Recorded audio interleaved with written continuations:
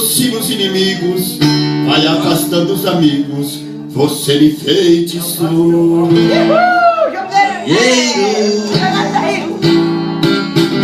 Com a maldade de um bruxo, o egoísmo vai dar de luxo, você me crucificou. Olha, perfeito pra mim.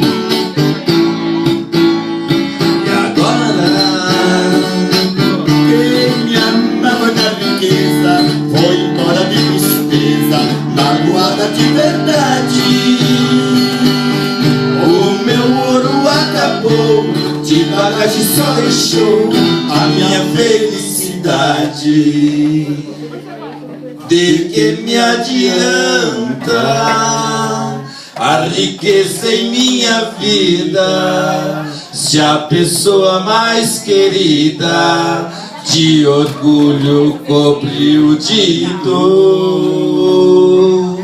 De que me adianta todo o brilho desse ouro, se eu perdi maior tesouro, meus filhos e o meu amor?